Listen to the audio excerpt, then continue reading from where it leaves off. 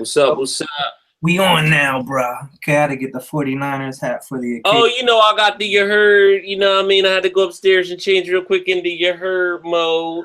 And then when we drop our album, like I said, the tag is gonna be the album. You know what I mean? So when we make the nice I like that 49ers logo that Jenny did with the Japanese and English. Maybe do a new version of that, jazz it up. Bring it back, man. Bring it back. We had all types of technical difficulties, you know what I mean, getting it set up. But we're gonna run with what we have. Yup. Tell them about the setup you tried to get going for the. Oh, it was crazy. Like we. Go ahead. Yeah. So we were trying to find the best way to stream the audio live, and then also have everybody be able to hear and interact with us. So what we doing, we have it rigged up crazy. We got some old school equipment, going into some new school equipment, going into some receivers, everything, just to make it sound really good for y'all. So hopefully it does, and it'll only get better and better. We want to thank y'all for joining us. Yeah. So without further ado, let's jump into the first joint. So when we did this, back in what? Equilibrium. This song's from like 2005, 2006. Because I remember being in college at University of Delaware recording these joints. Hold on, I'm having a little technical difficulty. Just give me 1 second, guys. Okay, here we go. Yeah, we back on? Yeah. All right, cool. Sorry, guys. We're having a little... All right, there we go. You can hear me now? Yeah, I can hear you the whole time, sucker. All right, cool. Now, I had the other windows open, so we had a little problem. Now, the first song on the album is the intro. Actually, the intro. This was in what? What year was that, Jace? It's like 2004, probably. 2004. At the time, we lived on a street called Benny Street, and we were roommates, and then actually after that, Jace ended up living right across the street. So we were working on this album the whole time, really hanging out every day. And Jace made this beat, and I did the scratches. So you want to get into it? This is the intro to the album Equilibrium. Let's do it. Mm-hmm. The incredible. It's about that time. Yeah. Go together.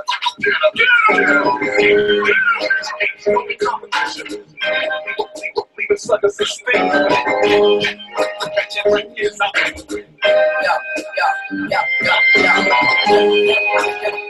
Just relax.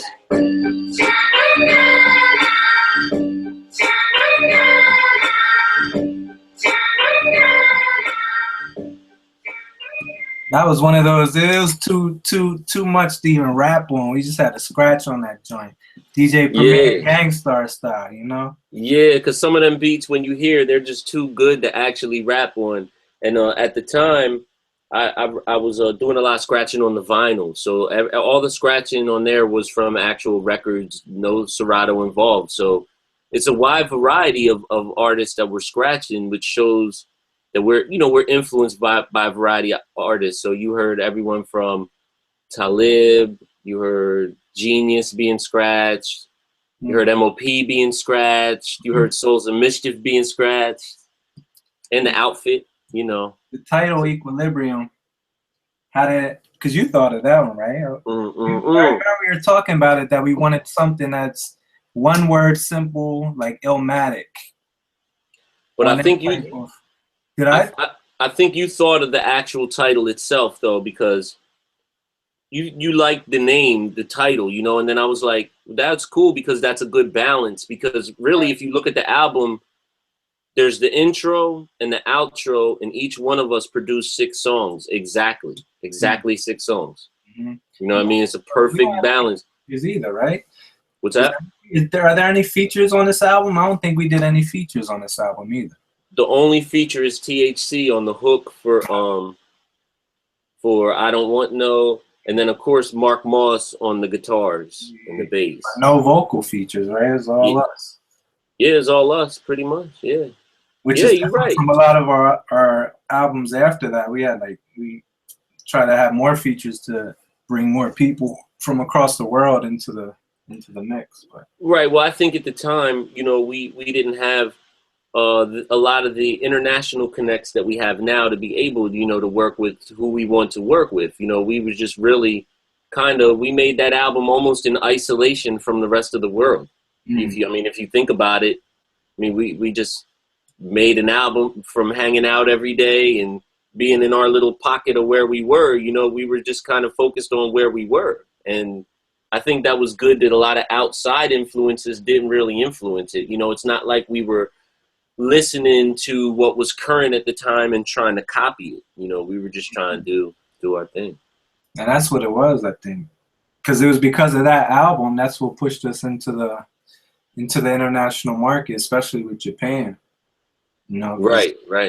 they heard those songs and then they hit us up talking about, you know, do we have any more tracks for the State of the Art album? And some of the Equilibrium songs are on there, some of the old Outfit joints. So Yeah, it's like kind of like a hodgepodge of everything we were doing at that time. yeah, but we'll say that the State of the Art, because it's a lot with that album. We'll say that. Yeah. That's a whole thing. Oh, nice hat, by the way. Thank you. Yo, here we go. I'm gonna go on to this next one, Earth's Rotation. Okay. I did the beat by Architect. Yeah. I got this sample from George Benson live, actually, and yeah, it's just one of those good ones, man. It kind of like got that Diggable Planets Blowout Comb feel to it. Check it out.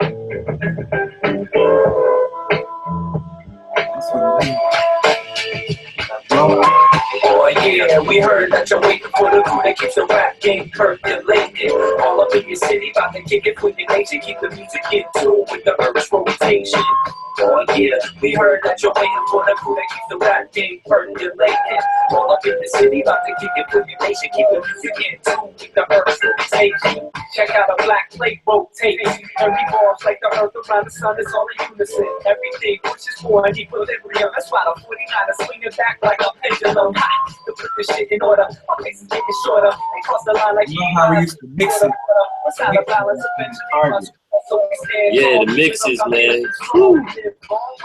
Any ball with time, but some of y'all say the same, and I can hear it in your mind. See, we combine two extremes and came up with a me. It's so fresh and so clean, like Outcast out the washing machine. Ain't nothing wrong with pursuing your dreams. Don't let them hold you down and turn this into machines. And our performance, you can think it with his own mind. 24/7, 365. Oh yeah, we heard that you're waiting for the crew that keeps the rap game percolating. All up in your city, about to kick it for your nation. Keep the music in tune with the Earth's rotation. Oh yeah, we heard that you're waiting for the crew that keeps the rap game percolating. All up in your city, about to kick it for your nation. Keep the music in tune with the Earth's rotation. Man, I keep it fire than they can. I used to love performing this. We gotta go back to performing this film. Yeah, I like this joint too. It's got a nice feel to it, man. Every cordless, every bully that I'm singing is gorgeous. Because that's how it is. 49ers touchdown back then, like rapping with you suckers once now. My bus found and that's straight up and down like I'm really hit. I rap around the body, to keep up. Push my own buttons in the elevator to the top of the globe. But the globe is looking at topless like the girls right here. 29ers have the answers to the questions at hand. Before we start to plug the mic up, better get what you can. Yo.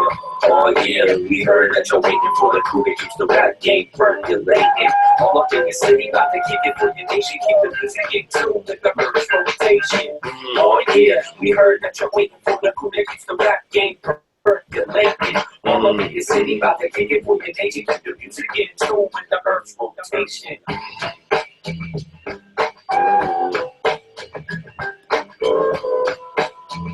It's too smooth.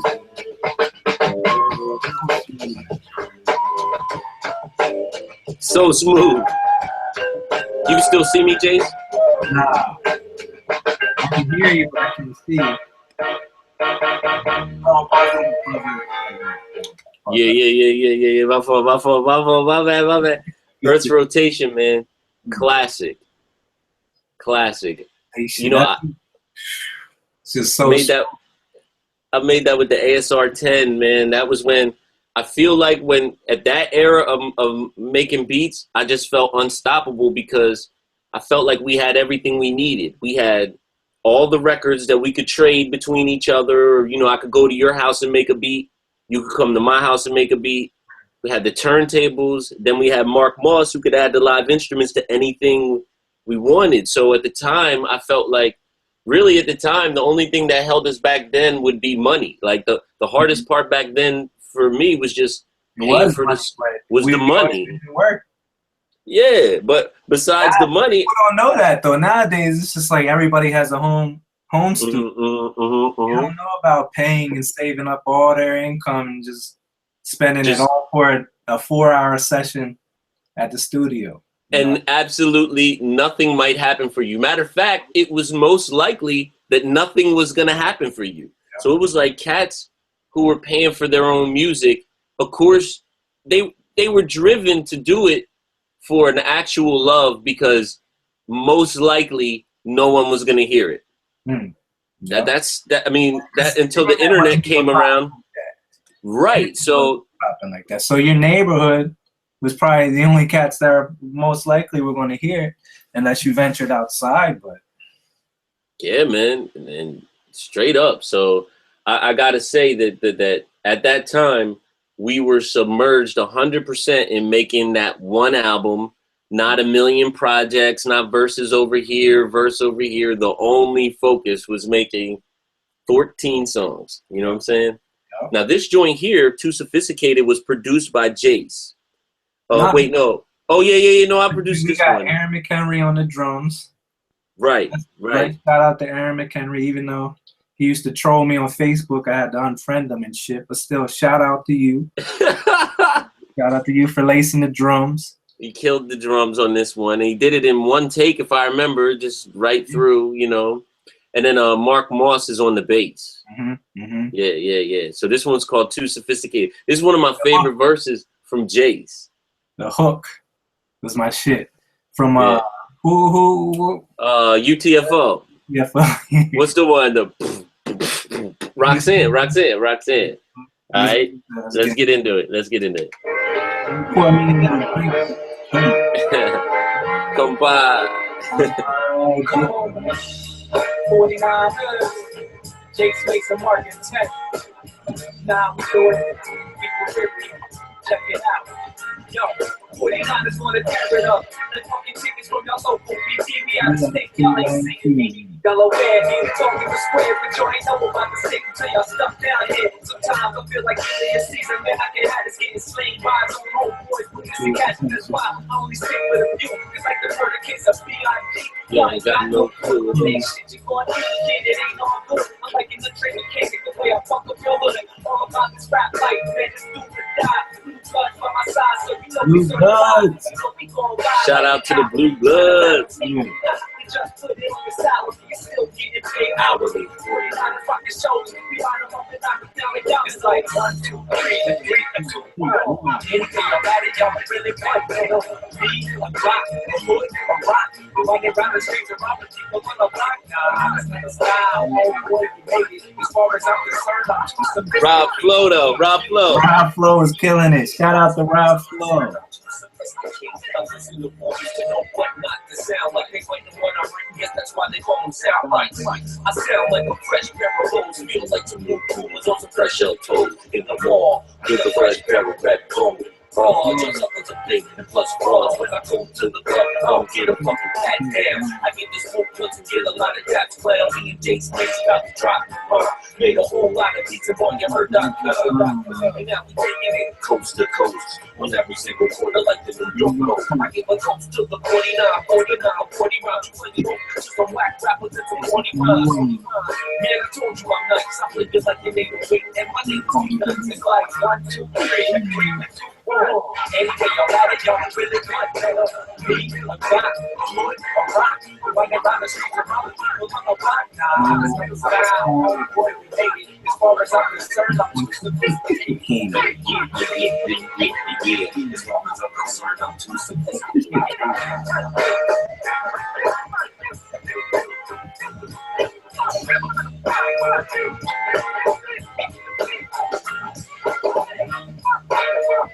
Mary Kenny getting busy, you know? Yeah, yeah, Drop. yeah.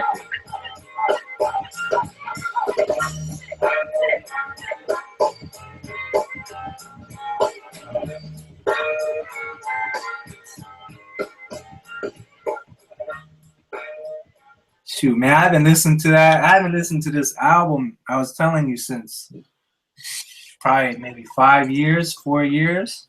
Man, what? This is one of my favorite albums, man. Look, I listen to this joint a lot. I love this album. Like to me, this is just a good format for anyone to make an album in regards to like the length of it, the sound of it, the way we recorded it on the 2-inch tape, and then bounced it down from there. Yeah, that's another thing. Two Mugs aren't recording on reels anymore. No, not at all. For the most, and you sacrifice a lot of thickness in the sound. Just right. Digital, And what's funny, man, is like because fans want the music so fast now, and I'm a fan of music too, and I want the music fast too. So it's like if your favorite group it used to be 2 years to put an album together because specifically Tribe and Daylight used to drop them like every 2 years. Yeah. Mm-hmm. I used to look forward because I knew in 2 years, like once that 2-year mark was coming up, that new Tribe was coming out. Yeah, but now you got to drop something every 2 weeks, Yes. every 2 days. I mean, honestly, like if you factor in videos and live streams and tweets, I mean, you got to give people content every single day. And I think there's advantages of that too, because like for me as a fan, let's say I'm a fan of Mary J. Blige. Oh, great. I love going on her Twitter and seeing everything she's doing every day. Can you imagine if we had that back when like I was too psyched for Hyro back in the day. If it was now and back then, and I had access to like all of their Twitter, and man, I'd be too psyched. Yeah. No, but see, but just, like visit the Twitter of like Hyro back then or Boot Camp back then, but we didn't have anything like that. We had Source come out once a month, Right, but what I think it did was it gave artists more time to create quality. So it's like, yo, the Roots are gonna give you 15 quality songs that they've been working on for a year and a half. Right, mixing for another half a year, and it's gonna be great. It's gonna be the best album, and I like that era. Not because I'm stuck in the era. It's because people need to understand the way music is made changed. It's just like if somebody likes the way houses used to be painted, but now they don't mix paint the same way, and the houses still look bright, but they're not the same paint from this era because they don't make that paint anymore. And if you're a painter and you know what goes into painting, then you appreciate it a little more, because you're not just someone on the outside looking at the finished product and saying, okay, this paint looks shitty because it's all old and stuff, you know what I mean? But if you know what goes into it, it's like, seeing some architecture, me being in Japan, seeing all this architecture from, hundreds of years ago, to me, looks so much better than the modern buildings that they have out here. You know what I mean? But Japanese people probably don't see it. Most likely, a lot of them don't see it that way, Right. That's smart, man. It's a good analogy. So what we're going to do here is go into, I guess this will be song number 4, Nausea. Now, this was produced by you. Mm-hmm. Jace did this production, and I remember I had got Carl Turner. Yeah. Carl Turner. Shout out to Carl Turner. You know what I mean? My man, Lito. He's up in Brooklyn actually now. Up in Brooklyn, still doing his thing. But at the time, he did some stuff with me at Wonderland Studios, and I knew that we were working on this Equilibrium, and Jace had produced this song. So he's actually playing the flute, the soprano sax, and I'm doing just little keyboard sounds here and there to just kind of make everything come together. And I believe Mark Moss is on the bass. And then, of course, Jace did the drum program and the loop and the whole overall production. This is one of my favorites. This one's deep. This has a lot of meaning. It's called Nausea. So let's go into that one.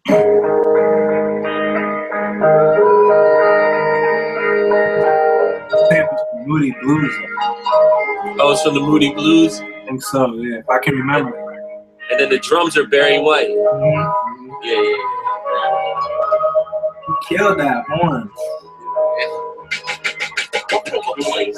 One area code covers the whole state. Kill a bunch of crabs in the park and try to pull us out, but not because they struggling and they make me do a something. But we in the same boat, still hustling. It ain't no better when we work together like I ain't made my dudes, man. I've heard the booze and I've heard the cheers. I've been doing this for countless years. The sacrifices I make, I trade for countless tears. Now how the fuck I'm supposed to walk a straight line when it like been my back perpendicular to the spine? They sit wide in the skyscrapers and think the ways to break us in front of my face. They smile my haters and I ain't all about paper, but it's time to fold it up like origami. Cause ain't nobody gonna pay these bills for me. I know I like the whole cause, but we still take the lows and it hurts. Cause every time I listen to the radio, I know the damn show we let it in. Half these hoes in the shows, and the shows you standing like a mannequin, panicking like the jelly every spot to be a mannequin. I'm on it, never let it slip through our hands, and never let them get what you plan. The change of all the do a video for this. Yeah. You know, Nice and Smooth did that. They did a video for No Delay and made like a new video for their old song. It's tiny. This is a wintertime video. Wintertime video. Yeah, the big hoodies.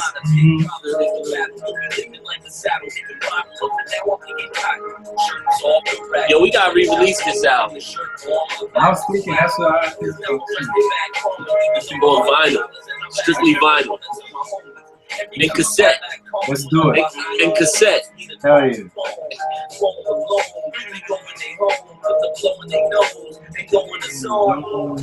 I guess it's just a life or something, but I'ma find no beats and write something. And I like to come into the booth and ignite the drum. Disrespecting and testing it like it done. I seen rappers fall like cliff divers, and now they cracking cops trying to get drivers. Well, they but they weekend is playing their weakness. Hear the speakers, anyone can say that they weekend. That's what we intended, and that's what we planned. Since we was young and running wild, blowing rocks and clay. That's a true story. True story. On rocks with the clan. Everybody just hold on. Times got hard, but we stood strong. Gotta watch your back from the snakes and rats. The game makes me sick, but I can't jump from the track. Everybody just hold on. Times got hard, but we stood strong. Gotta watch your back from the snakes and rats. The game makes me sick, but I can't jump from the track. Whoa! Got busy, man. Those might be one of the, maybe besides the funky drummer, but that's one of the hardest drums. Yeah. I like how you did the intro and made it into a drum fill yourself. I like that. That was hot. I mean, how did you, man, like, cause see, the music is playing from my end, so I might be hearing a little bit more in the mix. I'm just like, man, how did you do that? How did you make that beat? That's, I mean, that beat is pretty dark, man. That beat is dope, man. I was living across the street when we did that, right? Yeah, you was living across the street, yo. And then Jay Crates, shout out to my man Jay Crates. Crazy enough, the now, you know, famous industry kind of go-to guy, Jay Crates, used to live right underneath Jas Mace. Yeah. And he asked me, he was like, you know, I want to learn a lot about music and everything. And, you know, at that time, it was funny because, like, rap has more of a collaborative feel to it now, to where, like, people who don't even know each other make songs. Yeah. Back when we made this album, we were coming right out of an era where if we did not know you, we were not making a song with you. There's people we have been close with. Like, for instance, how many songs do we have with Flex and Hated? Probably the first song I ever recorded. What's the Colors of the Spectrum? Yeah, and it's like right or wrong, for all the underground rap lovers out there, right? Now we know Hezekiah. We've been knowing Hezekiah our whole life. How many songs we got with Hezekiah? Zero. We talked about Zero. And it's not a knock to us or a knock to Hezekiah. It's just the era that we came up in, even before we made Equilibrium, let's say the 90s, you did not do a song with anyone who was not in your crew. It was like blasphemy. It was so rare for a West Coast and the East Coast collaboration song because they just didn't know each other. A collaboration song, you might get one out, a crew cut. It was called a crew cut because it was your crew. Yeah, boys, you know? Yeah, right. And think about it. So look, right. So all these years now, you would think that because, you know, two artists from the same geographic area who know the same people, who know each other, who branched out and went around the world separately, putting out music all around the world, you'd think they'd have 100 songs together. But the thing is, if I see Hez in the grocery store tomorrow, I'm like, yo, what's up, Hez? Yo. And because we're friends, but we just came up in an era where even though he's 10 miles away and we know each other and we might bump into each other, if you didn't hang out every single day, you were not doing a song in the recording studio. And it wasn't just our crew, that was all crews. That's why when you get a Black Moon album from that era, what are the featurings? Smith and Wesson, Sean Price, Ruck and Rock. It's not like you're gonna pick up their album and Trugoy from Trugoy from De La Soul's just on it because they paid him a bunch of money to get on it. You know, so that's all with that, man. We should move it. This album's getting me high. We should move forward. I don't even know what's next. I would think I can't remember. I haven't listened to it in like 4 years. Oh, I'll tell you what's next. You got to listen. The Orlando Magic beat is next. Yeah, the Orlando Magic beat, and then it's gonna go into Mesmerize. So this was another one of those beats that was too tough to rap on. So let's go and do it. All right.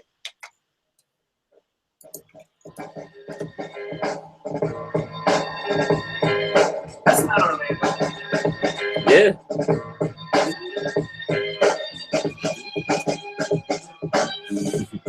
I got the track list. That's it, Orlando Magic? Orlando, yeah. It's a hot little beat. That's because the sample. You know where the sample's from? It's from Tony Orlando and Dawn. Yep. That's why it's called Orlando Magic.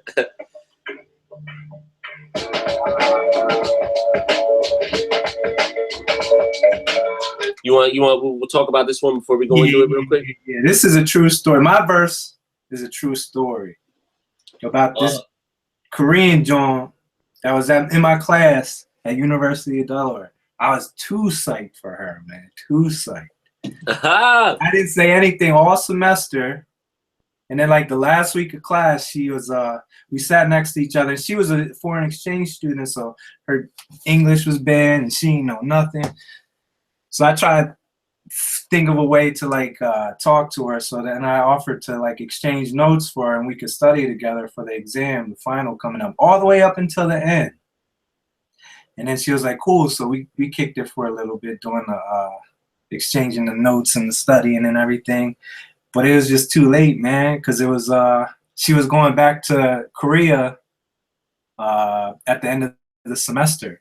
So if we kept in touch, you know, throughout that time, but it's just not the same as the constant interaction face to face. By the time she came back to UD, it was just like, yeah, what's up? What's up? Yeah, that's how it be, man. Especially during that era. Yo, let me tell you what's funny about my verses isn't necessarily about one specific thing, or you know, about one actual true thing that happened. But it's a little compilation of a bunch of little true things that happened across a variety of experiences with a variety. So there's one girl who stole my Outkast CD, one girl who stole my Incense, one girl, and I just put it all into the image of one girl. But this beat, you know what's crazy about this?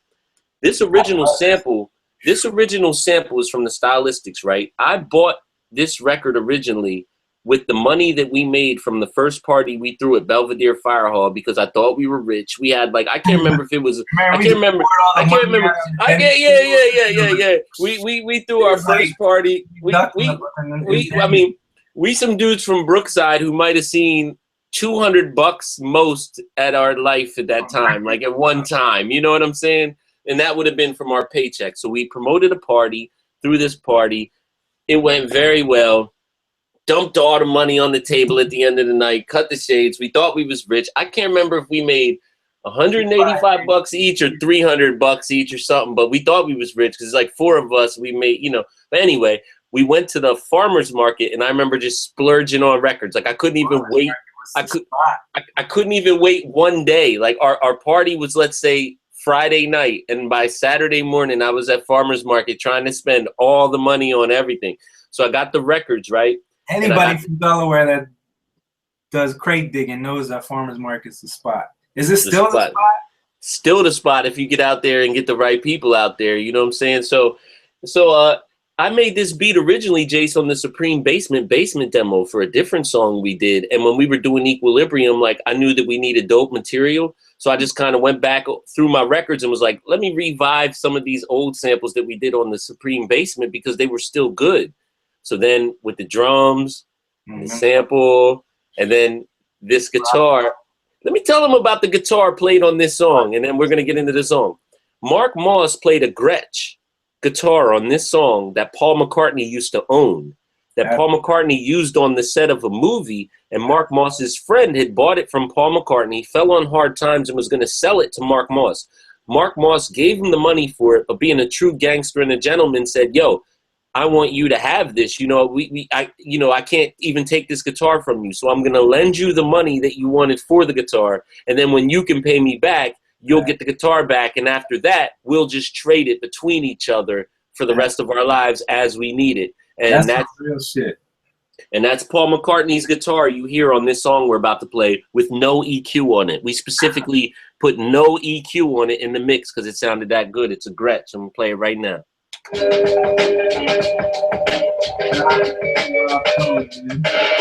Without the none, she banging like a beat without the rhyme, and I find she shines like a diamond. This is probably my favorite song. Yeah, I like this one. Had to have a rebel when the sun sets, but she was one that's never know what comes next. So we came over me, but wouldn't that be fun to see? Rushed in like Wilbur Montgomery. All my other girls started looking very company, but if you wouldn't know me then. Wilbur Montgomery. Yeah, the old school Eagles. Back before no one on the Eagles had ever rushed for 1,000 yards. Wilbur Montgomery.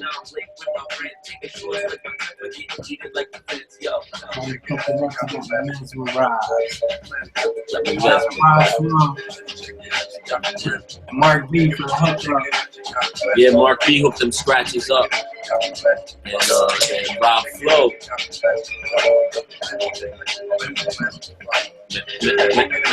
Mesmerized. Now as I think back, it doesn't make sense. I went head first, I'm thinking of the consequence. I should have played it cool, but I ain't never bought a stress. I couldn't help but play the cool since the first day of school. She sat next to me in class. Man, I'm telling you, an agent from the Korea Peninsula. Yo,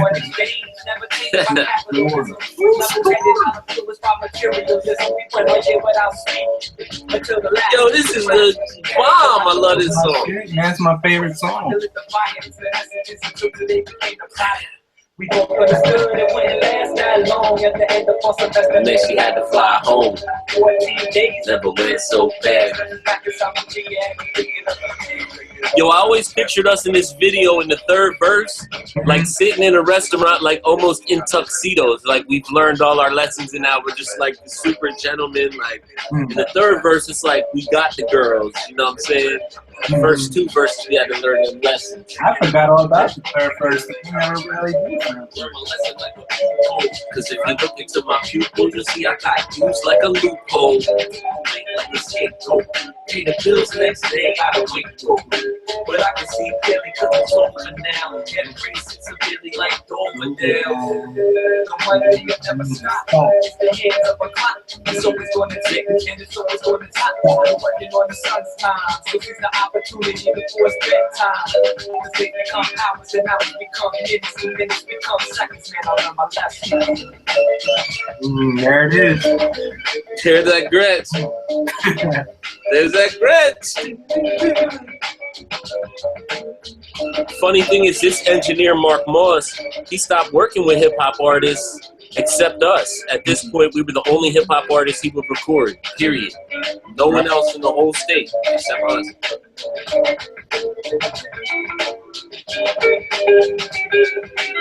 That's huge.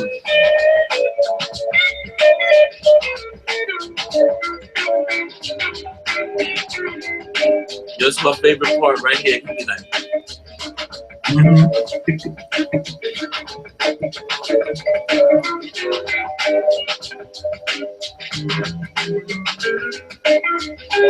That's straight smooth jazz, man. Yeah, you can really incorporate hip hop music with any other genre. It's the only genre that seamlessly blends with any other genre because it's based around the drum. So that's why Madonna can loop Public Enemy's drums and make Justify My Love and it still sounds like Madonna. Right. And stop sounding like Public Enemy as soon as she does what she does with it. Shout out to Rob Flo, man. Shout out. Let's talk about the brother. Yeah. Well, but before we get into that, though, I don't want to lose this thought, man. Okay. What you said about hip-hop being blended, you know, how hip-hop can go in any genre, I always thought that, as crazy as this might sound, that hip-hop is almost like the last piece of the puzzle for music. Like, there almost can't be any new genres of music because of hip-hop. Because what hip-hop did was... Well, everything after hip-hop it's part of hip-hop. It's going to be part of hip-hop. It's derived from hip-hop. Because, okay, so, for instance... Because what's that... like drum and bass and the other shit. It's all just based off the Amen break, which was sampled by hip hop, which became But like, so how can I explain it? Okay, for example, if it was 1983 and you wanted to express yourself, you got to be the Commodores. You're gonna have to get 5 of your friends who all know how to sing, someone who knows how to play the bass, the guitar, the drums, this, that. Hip-hop's the only genre where you could literally be locked up in jail in solitary confinement by yourself with no music, no electricity, and start beatboxing. Right. You know what I'm saying? Like, it's the only genre of music that only takes being alive to be able to do. Mm-hmm. If you can break dance, you're doing hip-hop. If you can hold a pen, you can do hip-hop. So it's like the ultimate evolution to where you don't have to be able to sing. All you need to really be able to do is express yourself. Right. Because nowadays, what they would call hip hop is just based off of a few elements of what hip hop was. So now, you hear an 808 drum and it's automatically hip hop. So that's the reason why, like, all music moving forward is influenced by hip hop. Because it's like, if you buy a drum machine, take that drum machine and make country music with it, you're still just making country music with hip hop sounds. Right. You know what I'm saying? Let's see what we got next. Yeah. This one's important. Breath of fresh air. Well, shout out we didn't get to give Rob Flo a proper shout out. Yeah, Rob. All the scratches except I think the intro, which you did. Yeah, everything other than that, all Rob Flo. Right. Yeah, and he did all. He came through in the clutch because I remember we were rushing to finish up the project and we one night. Yeah, in one night. One night. The scratching for this whole album was done in one night by Rob Flo. And I hit up Mark B. I remember we hit up Mark B and was like, man, we need a DJ for this project. What are we going to do? And he was like, I got somebody, DJ Rob Flo. Who coincidentally was on the Chappelle Show. He said you might have seen him on the Chappelle Show. He was on the Chappelle Show and won that skit, I Know Black People. Yeah. Remember when they did the Good Times theme? So that was DJ Rob Flo. He did the scratching for this album all in one night. And you know what? He's down in Florida now, but at the time, I believe he was representing for Queens. Either Queens or Brooklyn, but I kept up with Rob Flo, and for all the people who really do love good music and owe it, like if you're the type of person... He's on But even his music aside, like if you're the type of person who likes to follow certain artists to where it's like, let's see what they're doing now, he's always going to be doing something. You know what I mean? So shout out to Rob Flo. Now this next joint we're going to play was produced by Jace. Now if I could say one thing, in an artist's career, you have maybe 5 songs that really change your life. that really changed the direction of your life. This song changed the direction of my life. Period. Yeah, bro. This is the one. This is like this got us to Japan. This is this is what Goon Tracks probably called. Yeah. This ended up being the first vinyl and single that we put out outside of the United States. Now, I don't know if you remember this, but I know for sure that the intro to the beat was influenced by Jay Dilla. You told me that back in the day. I don't know if you remember that. It could be because I was on Slumville. Like that's yeah. I think the snare is taken from drum. Because I remember you telling me because it was something different, and I said, "How did you make that filter on the?"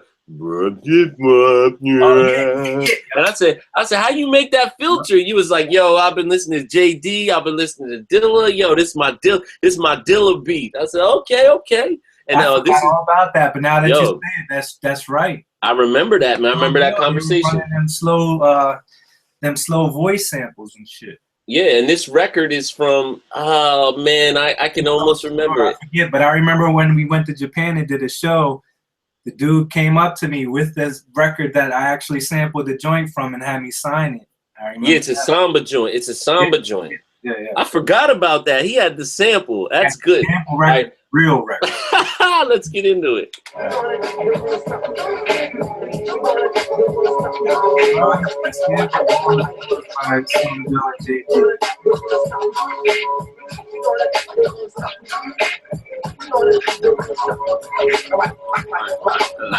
Like this. Real creative, man. Y'all polluting this big rap ocean. Build drums with poison, dump them off and have them broken. And now it's weekends, and now it's sleeping. Into the radio mix every weekend. But when it comes to technique, they got the I don't know how you did it, man. I don't know how you did this one, man. Jeez, man. This is probably one of my favorites. This is rap alternative, away from the suckers rapping like they still learning it. Got the hot flows like volcanoes, straight from the top. 49ers got the knock, the fight you never stops. Let a hungry man eat, while you rapping over other people's beats on your new release. 22 tracks, and 90% is whack, the rest is okay. Shit, I want my money, okay. It's like Velcro, they tired of being ripped off. I want quality beats with quality rhymes. No more regular quality dimes. Yeah, it's time to switch the gears. Take off your mask, little homie. It's a breath of fresh air. Tell them, we coming with a breath of fresh air. Fresh rhymes with the fresh ideas. Do another show in some new fresh air. Have them like us here. This is. We coming with a breath of fresh air.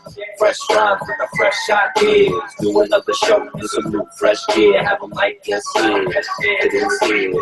Oh man. Done it again. It's a breath of fresh air. Sick of the trends. Got my mind going in circles. Feel my flight. It's like the Indy 500. Can't do nothing right. Everything on the radio sounding the same. Guys in the video, corny and lame. Yo, this one, remember performing this one? We performed this one all around the world, man. We performed this joint all around the world, man. And the remix. Check it. You need to trade the mic for some Play-Doh before you're laying in some spit like Rainbow. We stay connected like the ends of a halo. They can't rap and just act good like J-Lo. One of my favorite lines. Yeah, they can't rap and just act good like J-Lo. We're so ignorant. I know. But that was because, you know what? Like, we'll talk about that when this is done. Beyonce, yeah. Skills busted like 2/3 of Destiny's Child. Yeah. But we're gonna talk about that when this is over. That whole mentality. We coming with a breath of fresh air. Fresh rhymes and a fresh idea.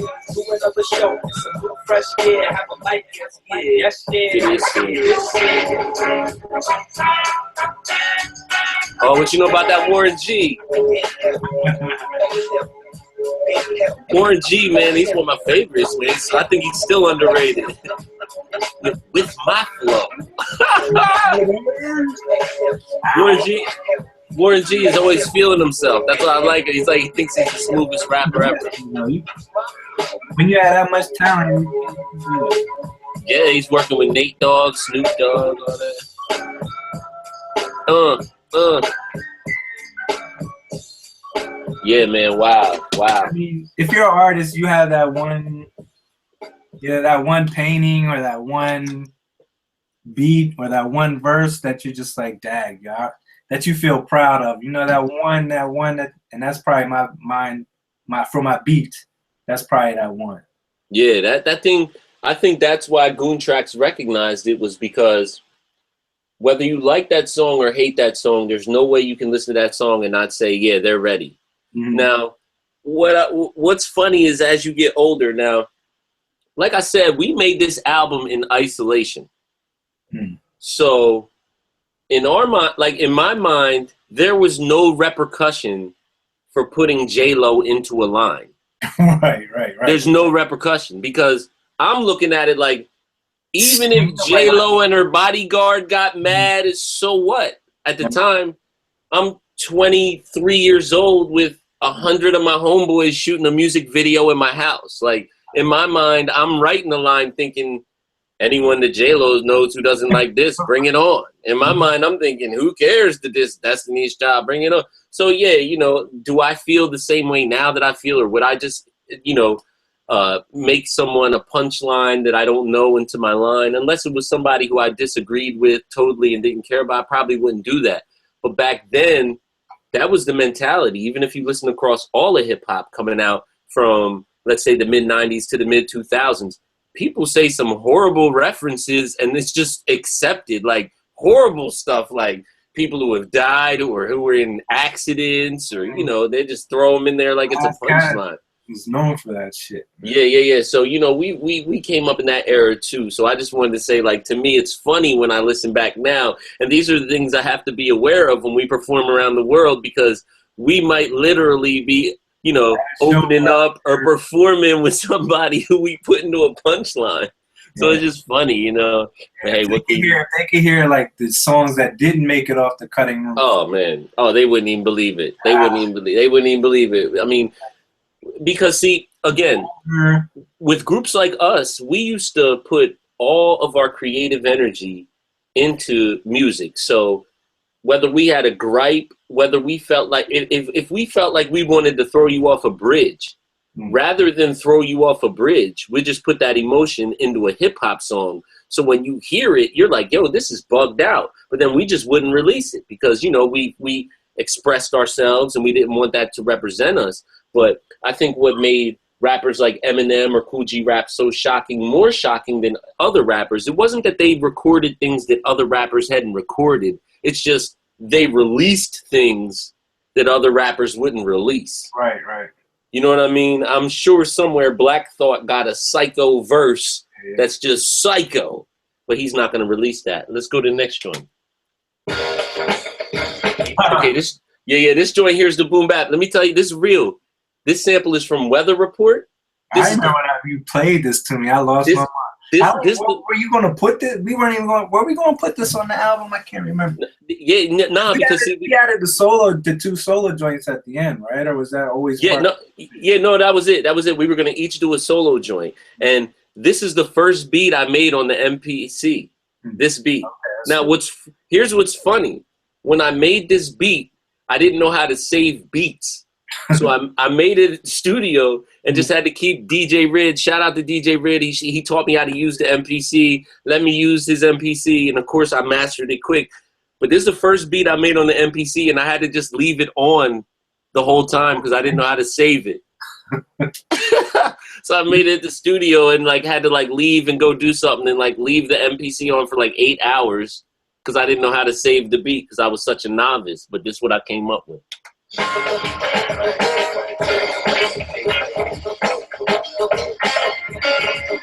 Just a couple things I gotta get on my chest, like an insecure girl who refuses to rest. First things don't promise in the bar unless you wanna go out like a fire next car and listen. Yeah, real fake, y'all done got me hot, so I'ma hit the receiver harder than Ronnie Lott. When I load up a beat, I'ma blow you away, and I ain't going away. I get that rap. I'll forget it. Like, You don't have to make Red Fox come alive. Have another heart attack and survive. And I suppose that I'll be acting roles of pros. Superman rapper, look at these girls' clothes. Man, the money of a rap rhythm. It's a lot of real brothers, and I'm in the back rhythm. Yeah, 49ers, that's independent figures. Dollar bills got the pro. Check the sound, pass it around. Marchitect. Yeah, D Harv remade this joint. yeah, no, Yeah, it's dope. On the Delaware level, that just shows, like, on a local level, it was a regional hit besides being an international thing. You saw his performance.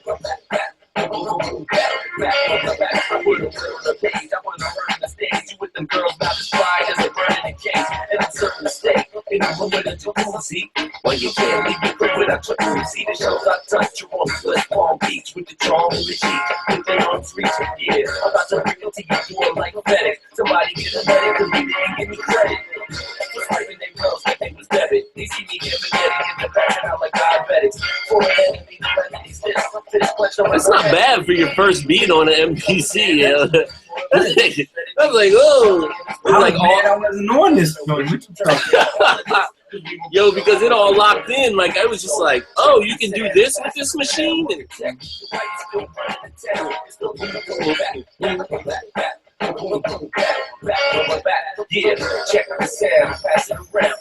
This album, to me, man, wouldn't have been the same without Rob Flo, man. He really put that, really. Yeah. He put that coding on. Yeah, I like that, man. In and out, you know what I mean? Nice and short. Now, if I'm not mistaken, oh, that's dope. We put the solo songs back to back. That's dope. Now I got some questions I gotta ask you. That song always seems longer when I'm performing it without you. That's weird. That song feels like it just flew right through. But whenever I do that live and it's in a solo set, I'll be like, man, this song is long. it could be that, like, by the time you're finished, it runs a little at the end. So Yeah. that joint, I remember you first played it to me, man. I told you I was so mad that you recorded it without me.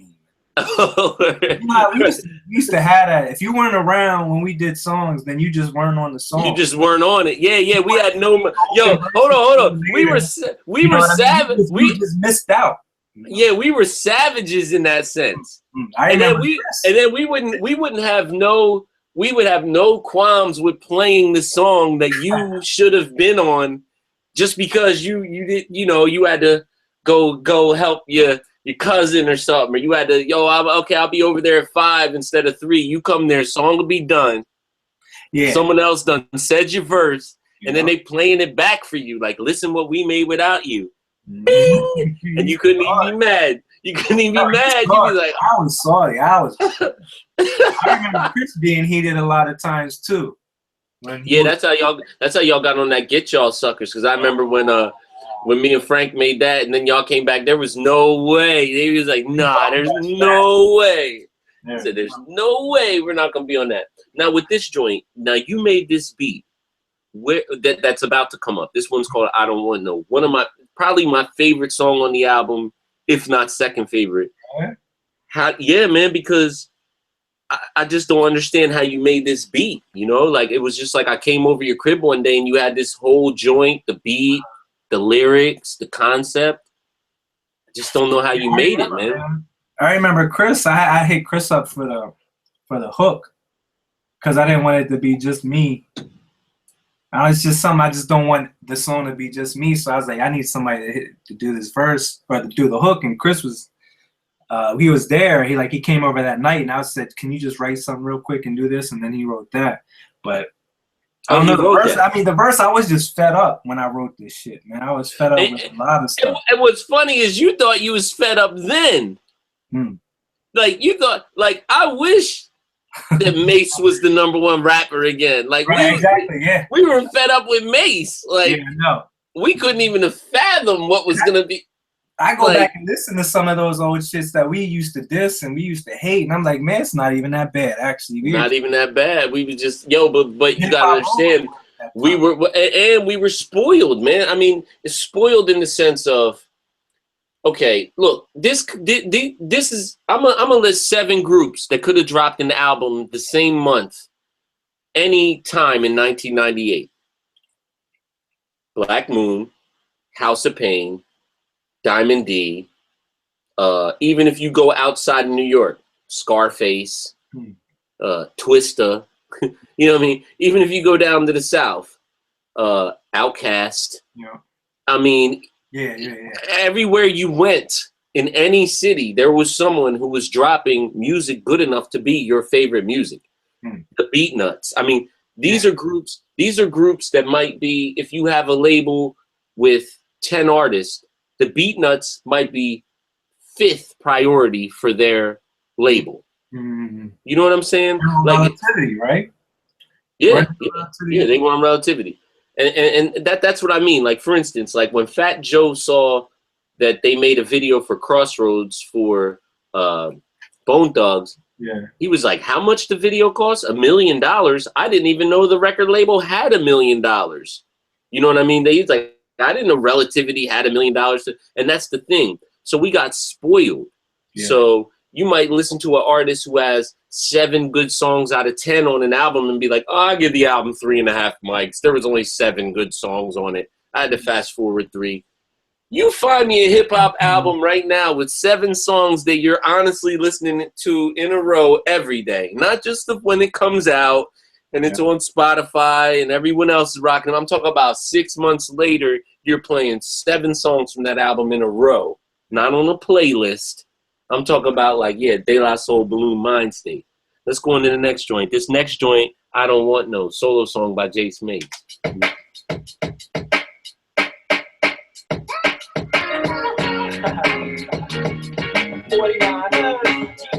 I always thought this reminded me of H to the Izzo. This always reminded me of H to the Izzo. That's why I liked it, because I was like, yo.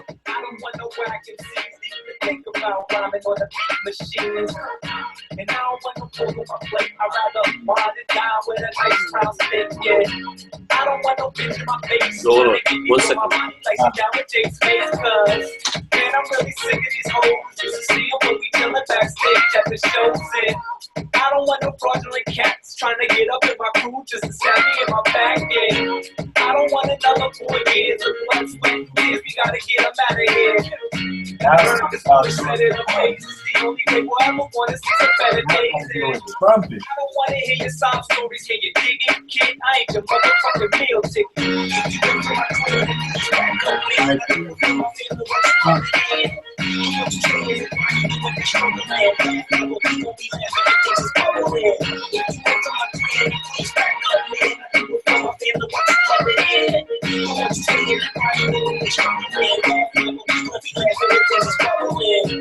I don't want to deal with it at all. Trying to tell me what's hot and how to make me a star.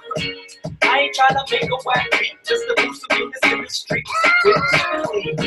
I don't want to deal with y'all. I'd rather do it for myself than even fuck with y'all. Cause nowadays they moving like snakes. I'm like a whack DJ, can't even catch a break.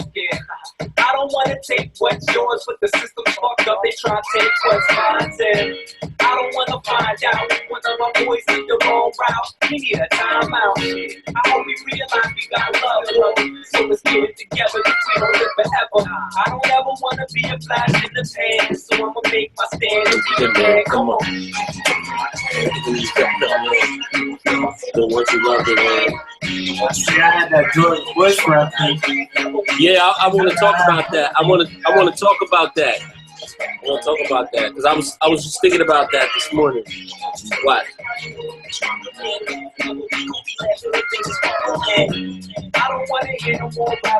Oh snap! You did 3 verses. I know. I never do 3. Yo, you're so yo. Oh, but the 3rd verse you did it slick. It's only 8. Yeah. It's 8. I like that. Money if we ain't doing the same shit. This album's really good in the sense of like, you know, on the independent level, man. Like to really two people put this together. That's really impressive. Artwork to the Yeah, I want to give Marlon his props too for this artwork. When we're done, we're gonna talk about the artwork because Marlon came through with this. I remember working in one room. I remember I had to go in. We recorded this once. And I messed up the last word. The last word. Something like a sticker on our lip. Oh, you messed up the last word. Yeah, the last line. Well, we didn't catch it. You know, oh, that's the worst. We happened to punch in just that last, and you know we never do punch ins. If we fuck up, then we just take it from the top. You know, we don't punch in. But I didn't feel like doing all that shit over again, so we went in like the next time we had a session, and I just punched in that last line, and then we went on to the next song. But I always wondered, like when I hear people do finished projects, and they like print it, seal it, ship it out, and there's like some mess up, like. Who was in the studio where you didn't catch that mess up, you know? And I think at that point, that happened to us, you know, and I never really think about it, but you were there, Mark was there, everybody was there. Yeah. Your ears, man. Caught it like when the playback at the crib, but. Yeah, your ears get fatigued, and also, man, that might just be the one time where someone cracked a funny joke right at the wrong time, and everyone laughed. And then it was the last word of the song, so someone hit pause too fast and didn't hear it. That's all it is. You know, it happens. Now, this next joint, the belts, I want to talk about this. All right. When I made this beat originally, I got the sample from Benny Street and hearing this as I pulled up, just the instrumental, hearing it like, woo! Yo, I never explained to anyone how I did this beat, but I'm gonna tell y'all how I did this beat. There's a technique that I used to do. I think you were going to use it on like a solo joint. I did. At first, both the verses were mine, and I remember I gave no resistance because I was like, oh yeah, of course. But I remember I asked you. I said, Jace, should I use the first verse of mine or the second verse? You were like, yo, use the second verse. I don't know where it is. Maybe somewhere on a dusty 880. Somewhere there's a first verse to the belts that wasn't the verse I used. But I remember the second verse, you were like, yo, use that one. And it was because of how it came on, like the belts. That means I'm the chick. But when I made the belts, right, so I took the sample from Sting and I sped it up a whole bunch. Now with the drums, I used the drums. It's from the same drum break that Tribe Called Quest used in Push It Along. Mm-hmm. So what I did was, when I threw the beat into the sampler, I cut the record like a DJ into the sampler. So that's why you hear it going. So I wanted the feel to be like Jam Master Jay. I wanted the feel of the song to be like the sample's running, but Jam Master Jay is in the background doing the drums live. So even when the drums loop, you'll hear the like it's a DJ, because I wanted to feel. And then, man, from there, this song is just about us having the belts in our state. And if anyone who was around the Philadelphia, Delaware, Maryland region around a certain time, this would be the song where there would be more people on stage than in the crowd, because the crowd would come up on stage. Everyone you ever knew in life would come up on stage, and there'd be barely any room to even rap. And you'd have 100 people on stage with you, even from the crowd, for this song. So this to me... Go ahead. No, I was going to say, this to me will always be our anthem, man. Right, it is. Do you remember doing this in Japan at the unit? They didn't want us to perform this because it wasn't really part of Club Unit. Thing of the arts, and they tried to say, we don't know about this, but we weren't taking no for an answer. Yeah. Right? And we did it the last song. I don't even know did we even tell them? Like, I remember they said I had to like convince them into letting us perform this song because we always performed it at home, and it was like our yeah. And one thing I could say about us, man, like, we're not the average group. Like, we're the group that will tell the record label, sorry, we're doing it. I mean, that's how it was with my girlfriend's best friend, my best friend's girlfriend, or same type of thing. To where like, and I say for all artists, you got to believe in yourself. Now, you got to be able to compromise. That's just life. Life is about compromises a little bit, because there's always something that someone might be able to offer you that you don't have going on in your operation. Whether that's distribution, this, that. So yeah, the record label might have some resources that you need, but at the same time, you have to believe in yourself. And the reason why me and Jace are able to play these albums now and feel good about the songs and actually feel proud about the songs is because certain things we wouldn't compromise. Yeah. And performing this song in Japan is one of them. We are up on the speaker. I was up on the speakers. You were down doing the break dance. Break dancing. Yeah, we're rocking it, man. Rocking what it. You were saying, that goes, that mentality of ours goes back to even, middle school. Because I remember you doing you had a talent show. Yeah, the talent show. No, that was high school. Was it Glasgow? That was Glasgow. That was maybe ninth grade. In high school. Was it? I forget, but they tried to front on having it's because you was in a different school. So I was in, I think, like maybe 10th grade, because 9th grade I had to get my appendix out, so I wasn't doing no concerts in 9th grade. You know what I'm saying? I was laid up for a good part of 9th grade, but 10th grade we were doing the concert, the talent show, and Jace was from a different school. He was from a Votech school where he's learning a trade, and at the last minute they said, yo, he can't perform because he's not from our school. And I told him, I said, well, if he ain't performing, I ain't performing, and it's a lot of people here to see me perform, so I think you need to let him perform. And we went up there and did the thing, man. So that's the mentality. If my crew don't get in, the X will see the exit to the rear. I'm out of here. Don't front on my brothers. I take care of them before I take care of others. That's what. All right. Here we go, yo. This the belts.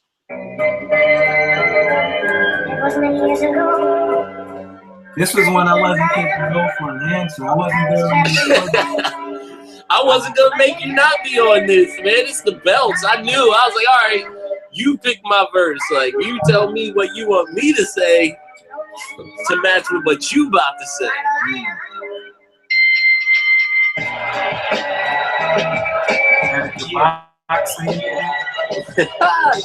And then you put it to Mike Tyson with the killer combos.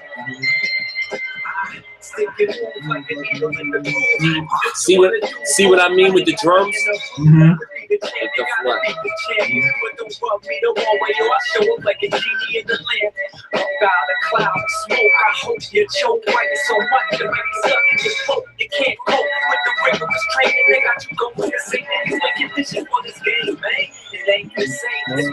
It's like Jam Master Jay's back there, like. You can blame it on promotions, but you and I know the truth. Those ain't moving on a quick hit like a junkie's quick fix. So you can make some bullshit knowing that your heart ain't in it. And now you live in the gimmick and got caught up in the business. The 49ers ain't giving up the belt. The motherfucking belt, got the belt, got the belt. The motherfucking belt, Crowd, got the belt. 49 got the belt, got the belt. The belt, got the belt, got the belt. The motherfucking belt, got the belt, got the belt. 49 got the belt, got the belt, got the belt. The motherfucking belt, got the belt, the belt, the belt. That means I'm the champ in the casino like Tito or Tito. Yo, the belts is sick, man. That shit is mesmerizing. That loop. Yeah, that loop, man. I heard you went down like Von Kaiser, King of Rapping, retired guy, wise. They handed you into my train, I'll hold it down for my corner. And the way you talking shit, while I'm talking marijuana, 49 raps. That's a sucker's death track where they fall. And bet they get their last breath back. It's a cup in the clutch of a black alley straggler. I'm thinking one of back and shake up in their regulars. And we the brothers put the green up in the can of bus. You about to get rushed, no you suckers stand up to the belt. You can't even touch him because people be like, yo, man, can I touch your belt? Hell no, you can't touch the heavyweight belt. You're back up. Oh, yeah.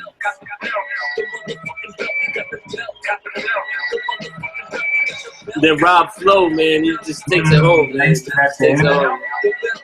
No doubt about it, I'm the undisputed. He is just sprinkling the tracks, you know. He's that sprinkling on top of the ice cream that gives that extra flavor, you know what I mean? No doubt about it, I'm the undisputed. No doubt about it, I'm the undisputed.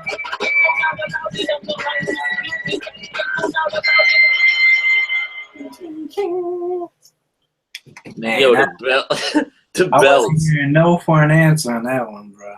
Because I Yo, the remember going up to the crib, hearing that blasting out of 20 Benny. I was like, what in the world is that? I must have been making beats upstairs. Oh no, you know, I made the beat downstairs and then brought the 880 upstairs and was blasting it on the speakers like, yo, like, whole wow. neighborhood got to hear that one. Because you can't help but to blast that joint, man. That's the belts.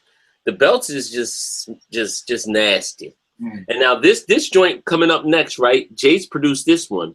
It's called Put 'Em Up Part 2 because he already had a Put 'Em Up Part 1 where he did a style kind of like a Southern style where he like kind of flipped his tongue a little bit on the slower tempo. So when we did Put 'Em Up Part 2, it was like a remake. Now, I will say this was probably Mark Moss's most fun joint because he went crazy on the rock guitars. Yeah, it's the rock joint. Yeah. The echo that you hear on the end on this guitar, this man pulled up a real Echoplex from like 1955, some crazy contraption. Yeah. The machine that he was running his guitar through at the end had a reel-to-reel machine within it, and you put the guitar into the machine, and it ran through the reels, which went to our recording apparatus that was recording this song. So like he's using very vintage gear to get the guitar sound at the end. So I always like this song because it definitely incorporated that element. We kind of showed people like I would say people like Limp Bizkit what you should do with rock and hip hop mix. Right. You know what I mean? Like because we're inspired by Run DMC and Aerosmith and Led Zeppelin, as well as Anthrax and Public Enemy. So we felt like we needed one of those. So check this one out. This one I love this one, man. Yeah, we need everyone to come to the front for this one. Everybody make their way to the front. We're about to get live. Extreme rock.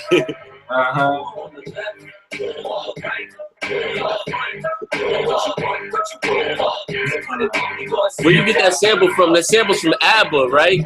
Yeah. All places you taking disco and rock and hip hop.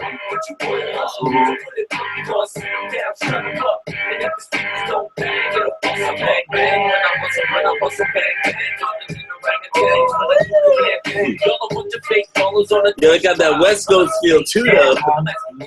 You won't survive, just take a dive. The 49ers attack the killer bees out of a beehive. But let this condition don't fatigue. We just inhale the track, sit back and then breathe. But then I leave on breakfast. They really got to practice. Leave with the pearly necklace. And I check them off the checklist. 49ers put the stickers up. Run and get another cup. Every time you're running up, I'm asking what you suckers want left. Right. What you want, to put it on me, gonna sit them down, shut them up. And if the speakers don't bang, it'll bust them all left. Right, right.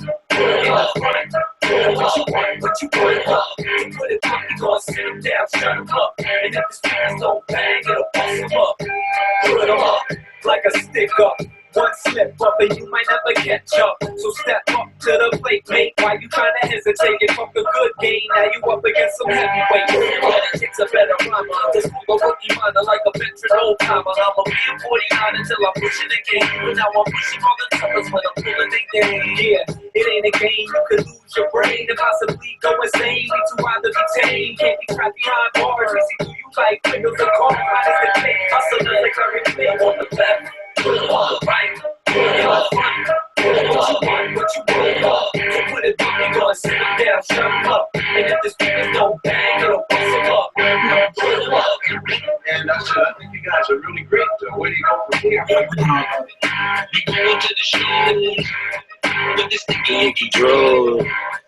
and we dreaming in clothes. And I'm just a good boy. Architect. Yo, this is a single too. We should have made this a single.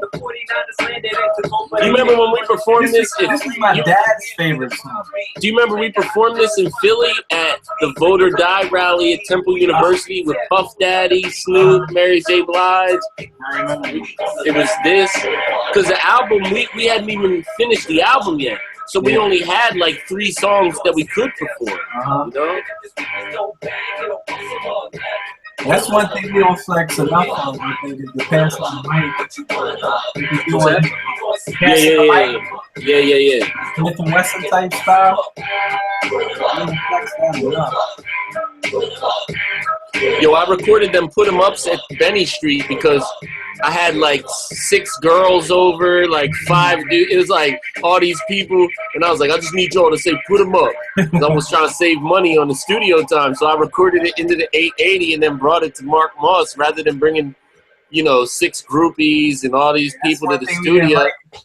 Bringing a bunch of random ones up into the studio and shit. Nah. I'd rather have them. Now, how stupid is that philosophy though? I'd rather have them random people at my house. Nah. But at the time, bring them up in the studio, they wasting your time, your money, and your money. But yo, that's how it was. Like the area we lived in was in a special era that it's not in right now, to where like living on Benny Street, I might literally see a girl walking down the street and say, "Excuse me, would you like to come in my house and be on this chorus?" And she might literally say, "That sounds cool."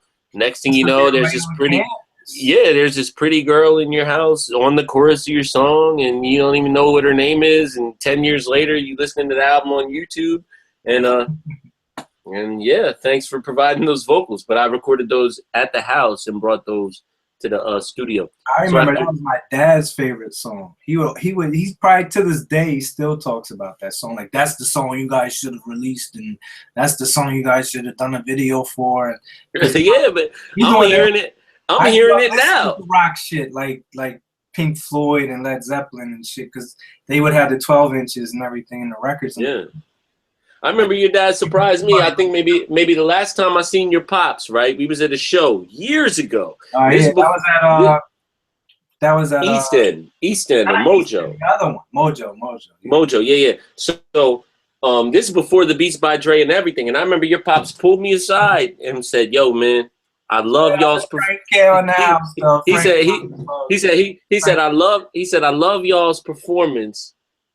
He said, "You know who you need to hook up with?" I was like, "Who?" He said, "You need to hook up with that Dr. Dre, man." And it threw me back. I was like, "Hold on. How you know what you know about Dr. Dre?" This is before Beats by Dre. Like, he was well versed enough, at least in commercial hip hop, to know some play. But I guess, hearing this song in his mind, he's like, "Yo, y'all need to hook up with Dre." Right. I said, "Well, I'll never forget that." West Coast feel, that bass line's like, yeah, those type of songs. Now, this joint right here is another one of my favorites, right? This one's called Higher, another one produced by Jace. So if you look here, Jace has 1, 2, 3 joints produced in the last 4 songs on the album are produced by Jace. So Jace really anchored the closing of this album with these joints, like even the joints that are considered more left field. I think that on this album, the joints that are considered left field are the joints you did, but you found a way to commercialize them in a sense of they just weren't all the way left field. So it's interesting if you look at that. Like, if you look at the way the songs are laid out, so for the beginning part of the album, it's pretty much like 2 of my joints, your joint breaks it up. Another one of my joint, your joint breaks it up. My joint, your joint, my joint. Your joint, your joint, your joint, your joint, outro. You know what I'm saying? So it's like you really held down the end of the album. So this one right here is called Higher. When you listen, when you hear the noise in the break, that it took us forever to get that right. Because it's from the Shy Lights, and we said, how can we make it sound like we're transforming? At the last minute, I said, you know what? We don't have to push this is back when you had to do the mix with a full mixing board and mute out what you wanted, mute in what you wanted. The echoes, remember doing the echoes and shit? Right. So I said, okay, I bet you I can push this button, and if I put the other half of my finger and block it from going in all the way, it'll just mute it and work like a phono line on a mixer. And that's how we did the hook. That's how it's all in the mix, not even on a turntable. That's in the mix itself. So let's play that joint. Right back It's at 'em. another one. Right back at him. Man, I forgot all about this one, to be honest. I told you I Yeah. didn't listen to this one like 10 years. Ugly couldn't rhyme like me. That's That's real. West Coast too. But I I was on let you that warning West and I'm Coast. letting you breathe. I could have locked all the doors and Not let you leave like Sonny. But when it comes to the flow, yo, y'all suckers better get your shit like Sonny Bono.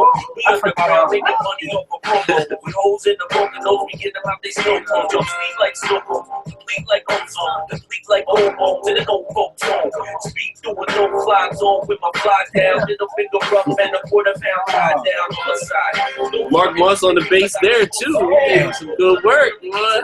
Got all all day, yo, Jay. We gonna take that.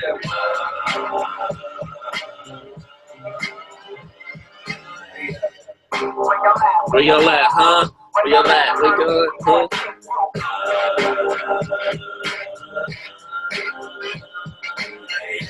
I remember we tried to James Brown, but it didn't work, so we cut it. Yeah. Oh, I forgot about that. You're right. Good. Hi. Yup. It's on probably real, but we didn't use it. Checkmate, for heck's sake, slap your neck straight. I'm in the next state, over about To get cake. So get your head straight like a brand new car. I'm on my toes like some brand new side. We rock y'all like Palestinians in Israel. And being real, making hits without a record deal. We don't need y'all podcast the third. Cut out the middle man, execute your own plan. 49 herbs straight from the wasteland. Like playing golf, we got the game in our hands. So get live, motherfucker. Records with no breaks. Elevate, Jas Mace, Marchitect. Gonna take you.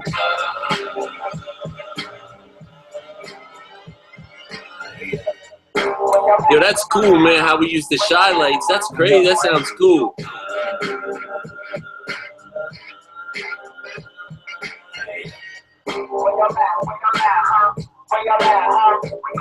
Like the word black, make it incomplete. We the best thing that hit the streets of black top and concrete. Before that, I was left in the dirt. I always educated No her. words, man.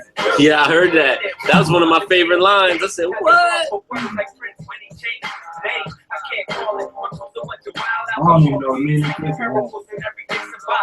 Shit, just call me the bond. The sun rising out the east, trying to settle in the west. Yes, yes. Man, this world's a mess, so we take these fights, make this fire like backdraft. I represent for the nerds and backpacks. That was when you used to get hyped when we performed that. You got to represent for the rats, that. That's because that build up, once that drum starts doubling up, you couldn't help but to get hyped. Where you get that sample from? I can remember, bro. I can't. It's funky, man. That's that old school. That's like West Coast. Like, yo, that's funky. Fonky. That's like some. This time I might have been on that dog pound shit. You heard me, I used to rock that like dog pound shit. Shout out to Frankie Friday though. I seen he came Shout out to Frankie Friday. You know what I'm saying? Frankie Friday in the house. years. Original Core 4 member. A big contributor to the 49er sound. He was in the all that. studio for a lot of those joints. A lot of these joints. Almost all of them. Him and Frank for the outfit joints and the 49er joints. Yo, shout out to my man Franquito. Now, this next joint, again, was produced by Jas Mace. It's called Puppets. This is probably, honestly, man, like when I say there's like 5 songs that change an artist's life, this song changed my life artistically because You said that about Breath of Fresh Air. no, yeah, 5. You know what I'm saying? But this song didn't change my life financially or direction-wise, creatively, because I felt like this was the I song. remember you thought of this concept, I remember, and the hook. I felt like this was the song where we were actually saying something. Because at the time, this is what I wanted to mention earlier. When this song was recorded, anywhere I went in America, if I wanted to get the crowd out of their seat, I would say two things. First, I would say, everybody take 2 steps forward, no matter where you were. Some people would, some people wouldn't. Then I'd look around and I'd say, if you voted for George Bush, stay seated. If you voted for George Bush, stay seated. Wherever I was, the whole crowd would get up, come to the front, and now it's packed. And we would do this on Puppets, man. And Jace put this beat together, if I recall, from Willie Mitchell. No, not Willie Mitchell. Willie Hutch. Willie Hutch. So the samples from Willie Hutch, and I just feel like out of all the songs we ever made, this is probably the song where we actually said the most, man. Honestly, it's one of my favorite songs, period, in my whole catalog. 49ers, Marchitect, Fat Daddy Has Been, whatever. Puppets really says a lot, man. And remember, we would always drop the volume down on that last verse when we would pass it back and forth. People loved it, man. So this one right here, Puppets, man. I don't know how you made this beat. You can maybe tell me after the song. I don't know, man. This was like Let's go. What's the name?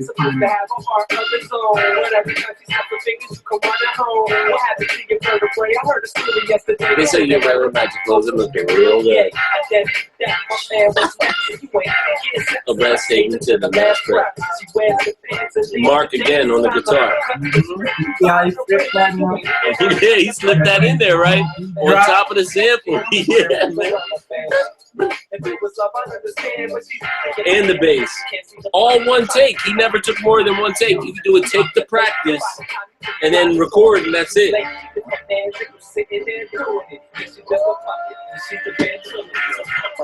In private and public, swinging on the string and anything because he loves it, he's a puppet. And don't think nothing of it. Swinging on the string, controlled by what's above it, he's a puppet. In private and public, swinging on the string and anything because he loves it, he's a puppet. And don't think nothing of it. Swinging on the string, controlled by what's above it. You started in the basement, grinding it out. Spent all your time like times and never came out the house. Drink the big things, cars and big rings, playing for big things, turn the party. Oh, God. You be feeling like the love of the streets, but the streets wasn't enough to change the beats, change your clothes, change your run. Now it's too late to change your mind. They got you throwing gang signs like you straight out the hood. You had it cracking for a week and now you played out for good. You're singing on all your cuts, now you're doing romances. For the money, looking funny doing dances. That would be cool if it came from the heart. But you started like the sucker rearranging your art. You started off right, there was a time when they was love. Can't make your own words, can't make your own moves. He's a puppet. Improv in public, swinging on the string and everything because he loves it, he's a puppet. And don't think nothing of it. Swinging on the string, controlled by what's above it. I remember, Jace, when I was thinking of the hook, I thought of the first part, you know, and then I was like, how can I rhyme with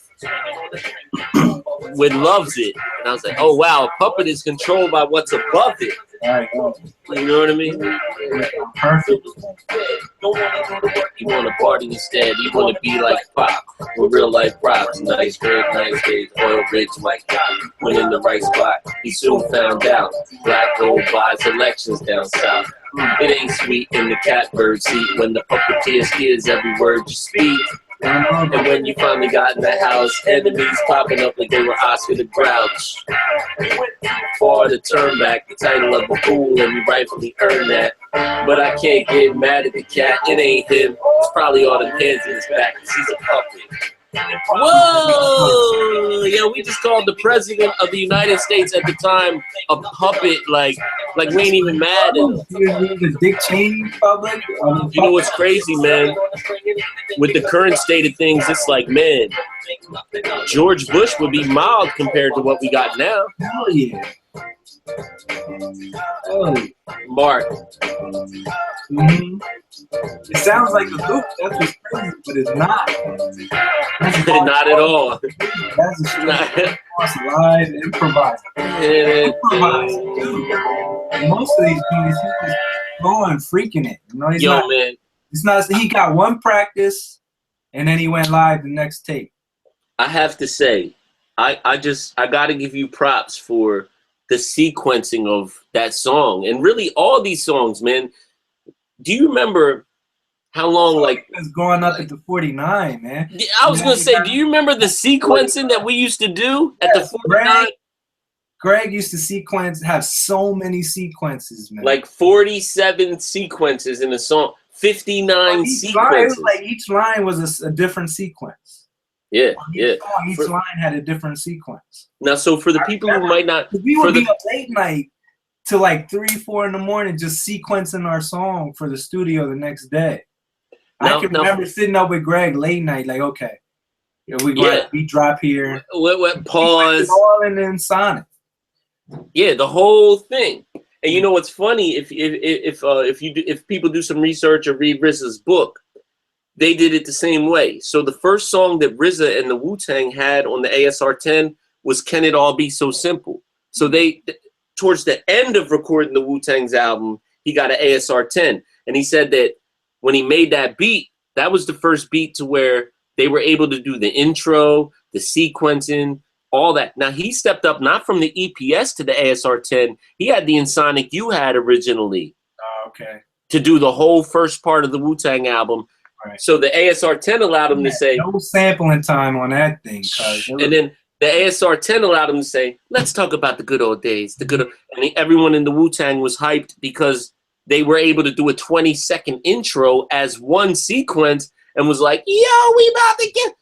we had that ASR-10 for Equilibrium to where, like, yes, we could make a different sequence for every line in the song. And for people who don't understand production, a sequence is kind of like, picture, for instance, how people say now, okay, I'm going to do a 16. So a 16 is going to be 16 bars.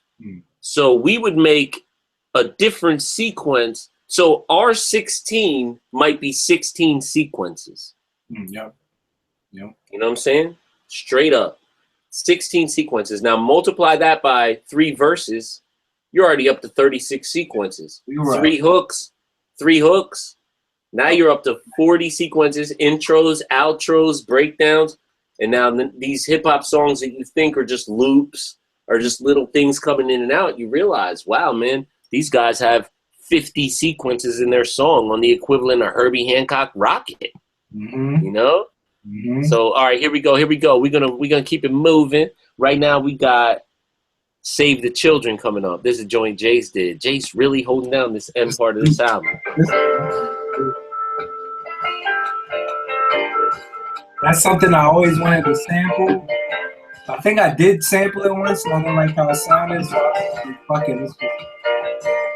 And being from where from, that Philadelphia sound, you know? That's what it is. Sound of Philadelphia, TSOP. 49ers love the children. We love the children.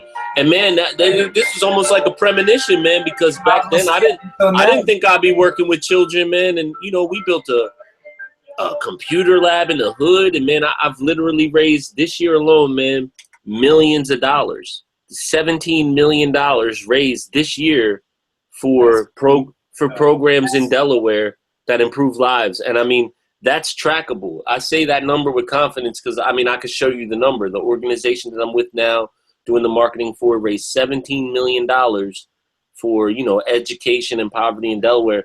So it's just funny because at this time, we were not living the kind of life that I don't think any parent would probably want their kid to live. Not all the way.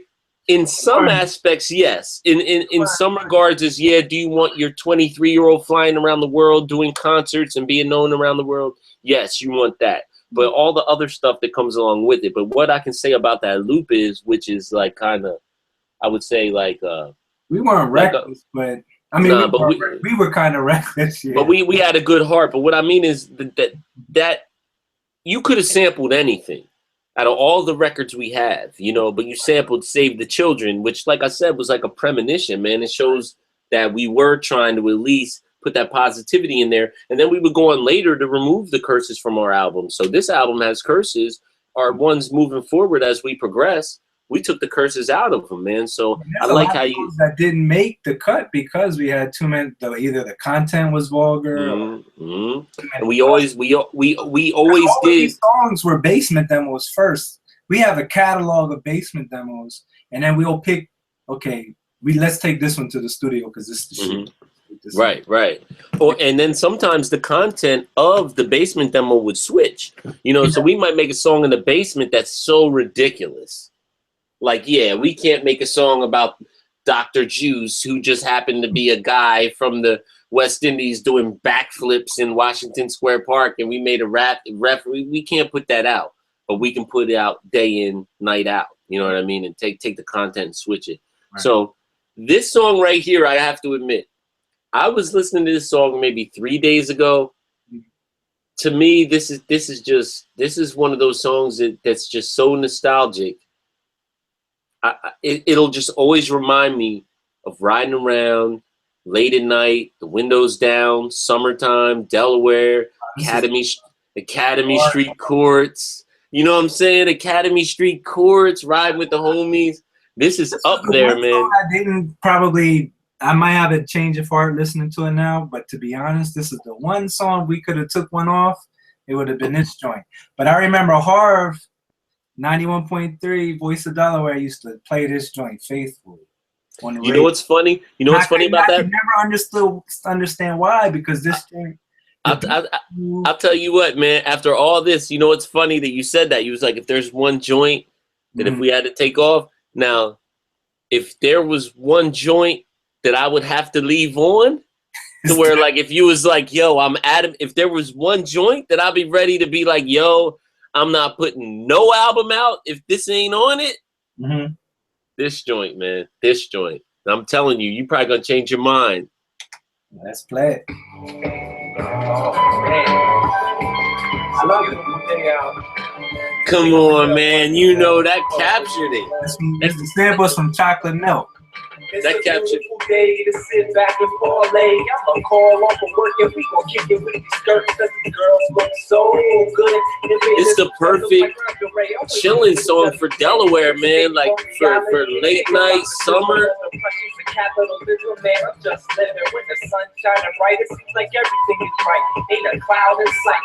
Gunshots and fights. Everybody got the windows down. Music playing loud. The sounds of basketball and children about to saturate the background and all around town like a car exhibition. Old folks on the porch with their cups reminiscing. It's a party out on every block. I like the way she got her hair up and her stomach showing. Damn, it's so hot. And the girls looking good too. About to call up my crew and we gonna kick it for the night. We riding with the windows down. So holla at me when I'm in your town. First I push it to the left, then I hook it right, then I hook the left. Tell me what it looking like. We riding with the windows down. So holla at me when I'm in your town. And first I push it to the left, then I hook it right. Never nothing less. Tell me what it looking like. Ooh. Oh, you got the singing in there? That was another JD influence. That was that slowdown that I used in what? Just nouns, metaphors, and the girls with the curves, yeah. Spelling right when you sign my check, and I don't worry about it then, cause I'm not correct. Put the music in the air, flying by high zoning. Flipping through your city, gonna ride like a Roman. Or on the countryside zoning. Yo, it's the perfect cut to end the album with, man. Looking good when I'm going to a gathering, never spill a drop in the like the ride out. It's the ride out, man. It's the ride out. It's like, yo, we out. We out of here, man. We riding with the windows down, like in your man. What? Last place I went, they said I love your accent. In a plane touching down like Bo Jackson. We riding with the windows down. So holla at me when I'm in your town. At first I push it to the left, then I hook it right. Never nothing less. Tell me what it looking like. Can't blow too. Yo, man, it's great. You're sleeping, then I hook it right. Never nothing less. Tell me what it looking like.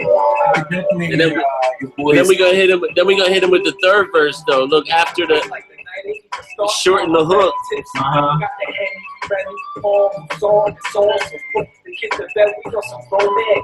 Late night barbecuing, man, I know what I'm doing and I ain't new to this. I've been doing this for a minute and I've been sprinting ever since the line of scrimmage. You heard? Ain't no giving more. Business is wild. We in it for the love of the music, the money, the women, and for the no star in the car. Let the motorcycle spin. Keep that paper coming in like a recycle bin. The water looking good and I might go in. And I'ma sting 'em with the fact when the night begins. We'll have a party, tell a shorty to invite her friends. Hit the pool like a pool, then invite her in. I hope nobody gets me for my lighter win. We light the night up till the next time we ride again. We riding with the windows down. So holla at me when I'm in your town. This would have been a good video too, man. Like, this would have been a great video with like a lot of cool digital effects, like, you know, riding and like different backgrounds. This might have been the only album that Tell me what it looks like. We did a video for Breath of Fresh Air. that was the remix for State of the Art. Yeah. Yeah, let's make some videos. What was the one we were talking about? Oh wait, hold on. Mark Moss try to get on the end of this though. Listen. Oh yeah.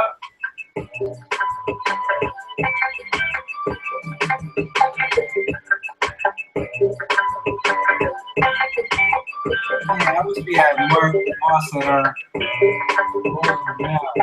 He's up in Brooklyn now. Is he in Brooklyn? Yeah, he's in Red Hook, yo. Yeah. Advocated down the market. I might sample that. I might sample my own song. And that's it. Nah, that ain't it. That ain't it. That ain't it. I gotta. That's that funkadelic. With no scratching. I like that. I like that. Bring it back to last time. Like, to me, this is my favorite album by us, man. That same type of concept on Zen too. And I just realized. What, Musée? On the World Record, we had the first intro with the live sax. Yeah. Live sax. And then we brought it back at the end, just the instrumental without the sax. That's it, man. That's my favorite 49ers album. I mean, I love them all, really. I can't even say my favorite, man. But the reason that album means so much to me is that we did that on our own. We did that with no direction from anyone else. And I think that as a project, to put something together so cohesive that fits the theme, where the music fits, and such a great mix. And, you know, sometimes being on a record label can be some pressure, can be some friction. And I just think that's the only album we made that just was all us, man. You know what I mean? Like, all us. That was what set it off for us. And after that, it was always catering to somebody. Right. Even or fans. To the fans. I mean, it's I love them and it's great, but sometimes they get attached to a certain sound. Right. Which was jazz hip hop that was coming out of Goon Tracks. And after Equilibrium, it's like our sound kind of switched up. It's still the 49ers, but it switched up a little bit. And I think it switched up a little bit because that was part of the catering. In this album, there was no catering. It was just... Right, because we recorded it. We're going to do it, and that's that. And we recorded it in isolation, like I said, to where, like, we're living in a world that a lot of people don't know about. You know, a lot of people at that time didn't know about Delaware. Didn't know about us, didn't know about where we were, didn't know about us standing on the corner selling our CDs, didn't know about us throwing parties, didn't know about us maybe getting into fights and getting into beef. So we couldn't see past the day that we were living in at that time. So every day when we would wake up, it was about, what are we doing today? We weren't thinking about 2 months from now, 5 years from now, 10 years from now. What are we doing today? So sometimes when you can get into these deals, it's like you have to think about, how are we transitioning into our next album? Yeah. How is this going to play into the world tour that we're about to do in regards to the tempo, and we want to be able to perform this one, you know, all that extra stuff, which it doesn't take away from, we put everything into all our albums, because as we go and do these series, you'll see with each album, like with Mosaic, we lost the album 2 weeks before the album was due. You know what I'm saying? So the fact that we had to re-record almost the whole album in 2 weeks. Ultrasound. Is that what it was? The ultrasound? I think it was the ultrasound. Yeah, that we had to like re-record it. Strife during that album. There was external strife during that album. I can't wait till we do the listening party for that album. Oh man, ultrasound, man. I done got homies on that album that died. You know what I mean? Like man, that album, that's gonna be a good one. But Equilibrium will always represent that time where, kind of like Equilibrium's kind of like the girlfriend that knew you before you were famous. Right. You know what I'm saying? Like the girlfriend that knew you before you were famous and knew that you would be famous. You know what I mean? That's what Equilibrium represents to me. So you might be with a different girl now who's prettier than that girl, and but she knows who you were. Who you were and who you are.